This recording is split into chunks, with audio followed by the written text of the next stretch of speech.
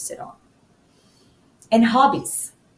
Okay, so this one is actually one of my favorites because when you do something, you have a hobby, it's something that you really like to do. Like nobody, you're paying to do something, or you're doing for free, maybe, right? Like you're going swimming or taking dance lessons at the park. It might be free, but sometimes people even pay for it.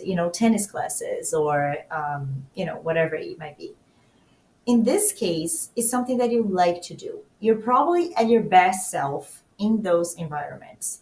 So the connections that you're making there, they're very valuable. And we don't pay attention to it because we think, oh, this is a casual environment. This is not a professional environment. However, I would really like for you to pay attention to those situations. So think about that's why I asked in our first sessions about your hobbies. So it's not because I'm interested and curious about you.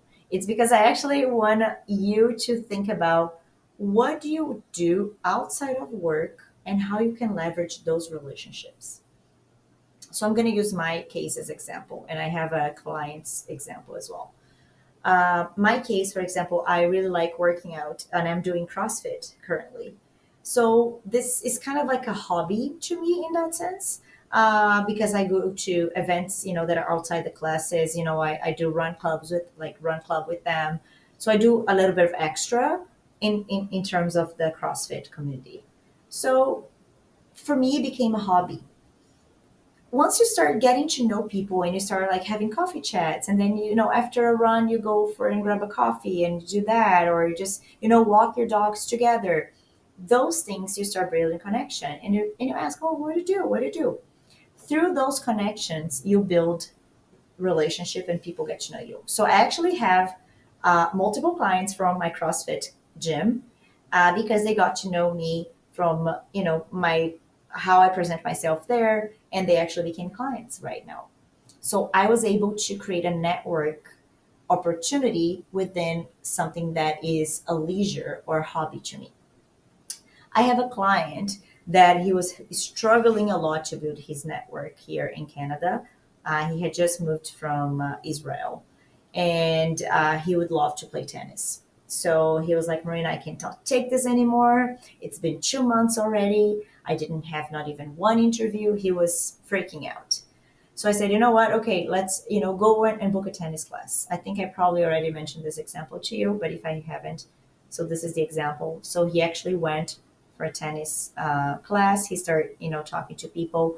He got very close to one of the guys. This person actually got him an interview in the company. He got to the final stages in the interview process. So again, by talking to people, oh, what do you do? I'm project manager. Oh, me too. Guess what? They found an opportunity and an interview there. So through your raw hobbies, you can even get clients in my case, for example, or you can get, people to refer you to roles, or to help you to navigate the industry as well, kind of like doing the informational interviews type of a thing, but with people from your social network. All right. And as I mentioned, virtually, you can reach out to people on LinkedIn. There is another way that you can also do, which is literally Googling their email. So, for example, companies usually have a standard format for their emails. So usually it's first name dot last name at company.com, right? Or it could be first letter of the name, last name, and so forth. So if you actually Google and you ask, what is the email format for Rogers, for TD Bank? If you actually Google that, you're going to find what is the standard email. So let's say that you find someone on LinkedIn, you find Maria Silva on LinkedIn. You can actually type maria.silva at tdbank.com, and you can actually send her an email instead of just reaching out to her on LinkedIn. That could be a little bit forward to some people. I get it. But that's another way for you to reach out virtually to people. Okay. So just so you have this option as well. Again, it is definitely a more bold and a more forward approach, This is not for everybody, but I just want to put this out there in case this is something that you feel like you could do. If this is okay for you, you can go even further. You can actually cold call. You can actually pick up the phone and call people. I have clients that accepted this challenge and they actually have been successful about it. But again, I understand this is not for everyone. Um, when I moved here to Canada, I went to Access Employment Agency. It's a government-based agency for career services, and they said they were the ones who told me that I needed to do that. And I left the session, and I was like, "Oh my God, I cannot believe that I'm gonna have to pick up the phone and call people. Like that's so embarrassing." But what about my English? I don't even know how to. I don't even feel comfortable when talking in English with people. Like, never mind introducing myself or selling, my strengths and all those things. But that's how I actually got several interviews by picking up the phone and calling them. So what I would do, for example, I was focused in getting a recruitment job. I pull a list of recruitment agencies in Canada, in Toronto, and I call them and I'll be like, okay, hi, my name is Marina. I have X amount of years in recruiting. I would like to work there. What do I need to do and who do I need to talk to? That was it, straightforward. Like the way that I'm talking right now, it took me some time to get here. Okay, so don't freak out. You're probably gonna have to create a small script for you. But some clients, I'm not gonna say all of them, very minimum of them actually do cold calling. But the ones who did it, they were successful in getting to someone or in getting an interview. Okay. And here I want to emphasize something, getting to someone. From all of this, if there is one thing that I want you to leave from this session, is I want you to find a human being. I want you to find someone, a person that you can connect throughout this process. We're talking about robots, we're talking about algorithm, we're talking about job boards. Those are technologies, those are systems. But there is someone behind the system. There is someone reviewing your application. There is someone sending you an email inviting you for an interview. There is someone making the decisions. I would like for you to connect with a human being. So for each and every application that you are doing, so this is the combination that I was talking about. For each and every application that you're doing, I would like for you to find someone that you can connect. So either someone that works there, either someone from HR, someone that works in that company that can support you through this application. This is going to be key. This is going to be super important for you to go ahead in your candidacy, because again, you have many people applying for roles. Uh, and how do you differentiate yourself? You differentiate yourself by making a human connection. That's how you do it. Okay. And I'm going to show you some tips of how to find those people on LinkedIn and how to create this connection and how to find this human being in the process. I'm going to share this with you here right now.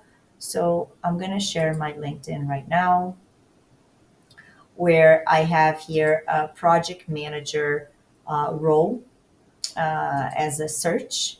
And here we're going to discuss how you can find from the job posting someone to reach out to. Okay. So again, this is assuming that you are doing the search on LinkedIn, but you can also do that Indeed. Okay. So let's say that this role is actually posted on Indeed, Recipe Unlimited company. You would come here and you'll find this company on LinkedIn.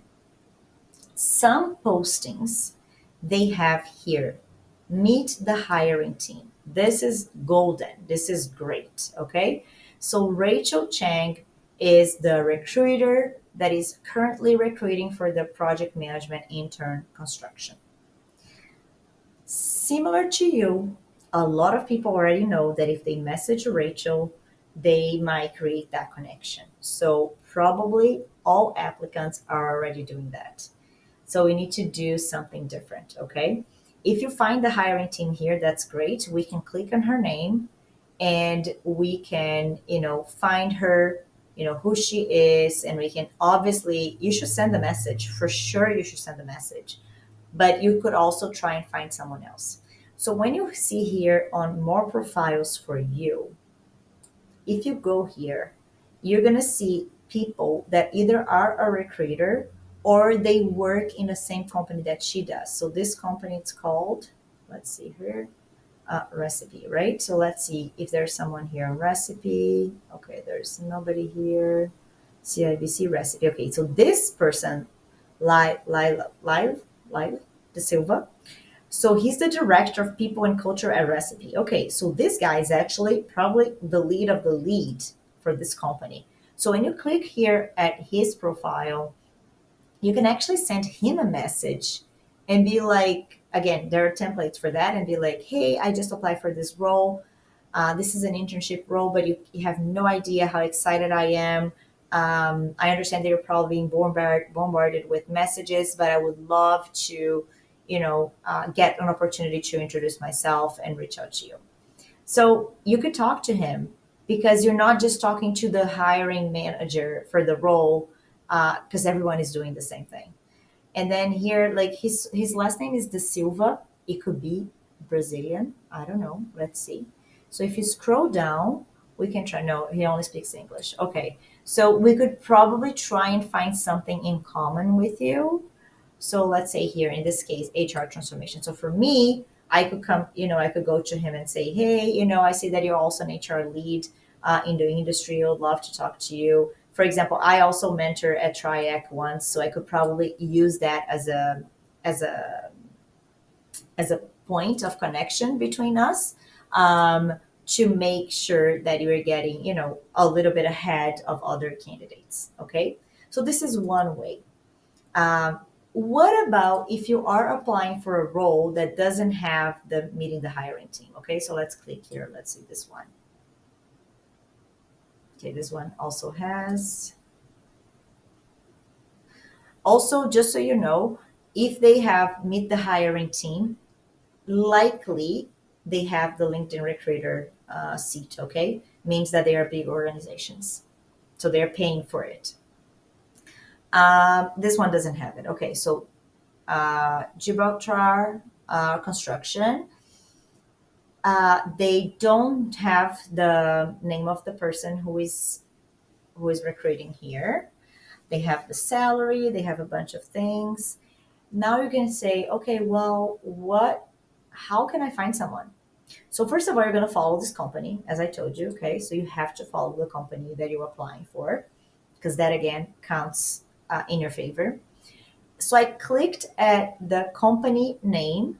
So this is the company page on LinkedIn. And I'm going to go here to people. When I click here on this tab, people, here's going to show me everyone that works there. So here they have approximately 12 people that work there. Okay. So you can either filter by location, or you can literally just come here and find. So let's say that you're applying. So this is a project manager role. Okay, well, Ka here, he is also a project manager. So means that this person is a peer to you. So instead of you reach out to Xiao, because she's the one hiring, so she's the recruiter, she's the recruiting lead, she's the HR person, okay? Probably behind this job posting, because she has the banner hiring here, even though she doesn't have anything written, right? Because she doesn't want to be found. She does not want anyone to send her a message. I would reach out to Ka and be like, hey, again, let's try and find something in common with him, and say something, right? Like, hey, I see that you just recently joined work as a project manager. I'm also starting my career as a project manager. I would love to get, some insights from you. What is the company? How was the interview process? If there's any tips that you can give me, and things like that. So there you go. You found someone. You found a human being in the process.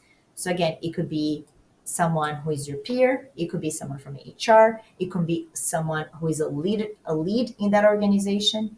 So it depends of your level. It depends of your seniority, and depends also, obviously, how comfortable you are in reaching out to those people. But that's how you find people on LinkedIn.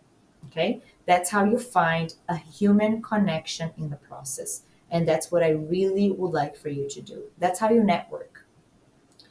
Also, that's how you expand your network. Okay.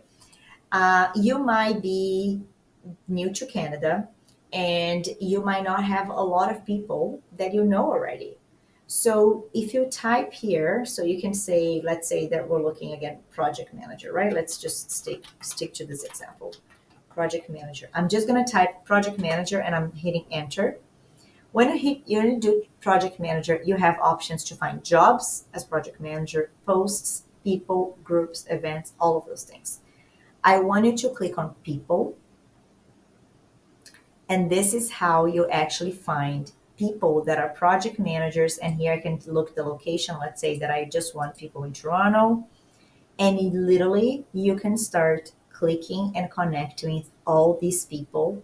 Obviously, try and create some connection with them so they are more likely to accept your invite.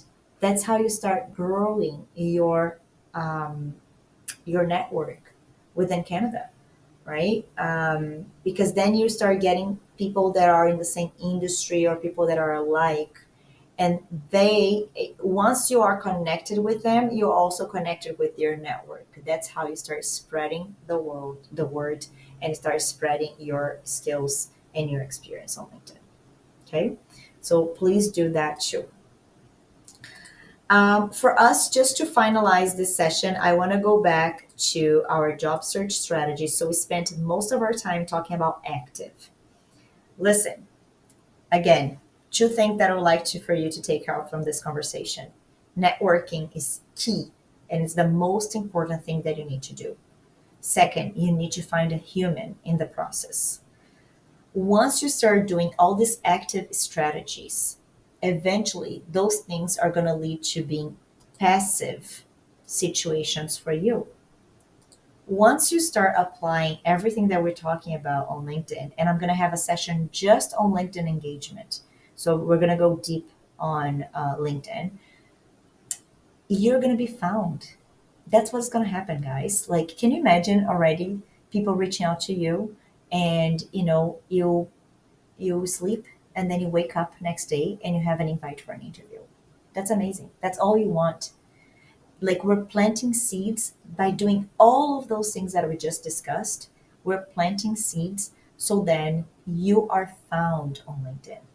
Obviously, you're not going to be found if your LinkedIn sucks, right? But that's not the case because your LinkedIn is optimized, your LinkedIn is great, have all the right keywords, and you are doing all the engagement that you need to do.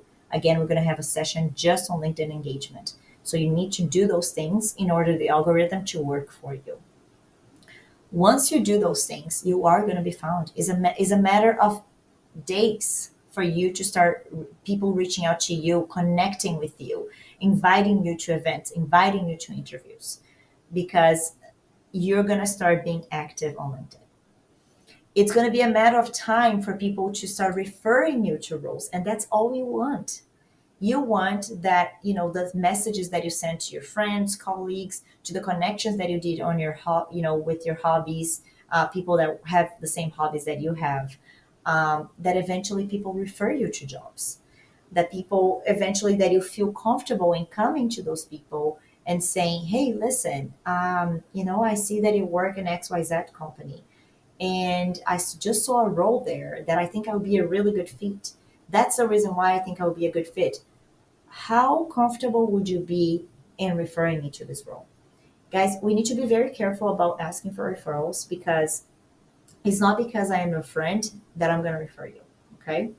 There are some people that, and I'm thinking of my husband, even because, he has very strong opinions about work and stuff. So not everyone would refer him. I get that. And he gets that. So he usually doesn't ask for those things because he understands that he is very particular about some things in terms of work. So be careful and be very polite and very strategic about how you're going to ask for referrals, because obviously you need to leave the person in a situation where they can say yes or no, and you need to be okay with that. Okay, don't take it personal. Some people are very systematic about those things. So just be aware that might not be the case. But some people are going to be very natural in asking you to be referred. So they might be just come to you, hey, like, hey, you mentioned they're looking for this role. They just actually opened a role there. Send me a resume. Some people are just going to be like that, but some people are not. So just keep that in mind. And the last thing that I want to talk about passive job search strategies is recruitment agencies. A lot of people put that aside. They usually don't even think about recruitment agencies. But in Canada, this market is huge, huge. Um, there are so many recruitment agencies. There are agencies that do all types of roles. There are agencies that only do, IT type of roles or engineering type of roles or marketing or HR or project management. There are agencies for every single thing in Canada, especially in Toronto, especially in the big cities. So here I'm listing, Michael Page, Randstad, Hayes. I also have a list of the main recruitment agencies per province. So this is something that you're going to receive as a resource for you. But again, I will just go the good and old Google search, right? If you are looking for specific recruitment agencies, you can just say best recruitment agencies for project manager roles in Toronto. And you're probably going to see a list of recruitment agencies. So, what do you do with that? The recruitment agencies, this is the big difference in Canada. They do not charge you as a candidate, they charge the company.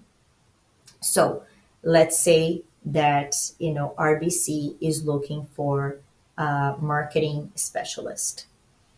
RBC pays a recruitment agency to go and find this professional in the industry and bring these candidates to them. If the agency is able to find a candidate that is suitable for this role, RBC pays 15 to 20% of the person's annual salary for them to find this person. Okay. So this is between the RBC and the recruitment agency. You are just the person who's getting a job. You're not going to pay anything. You're not going to even know about the transaction. So this is a great thing for you because it's like you're having a lot of like putting a lot of like minions, in the lookout for you. Once you create a relationship with a recruiter, this person is going to try and find you a role because it's good for them too. If they place you, they make money by placing you. If they find a job for you, they make money by finding a job for you. So use recruitment agencies in your favor. Again, not a lot of people do that. And even with my clients, sometimes I tell them and they forget. There are so many things because I know there are so many things. We've been talking for hours now, right?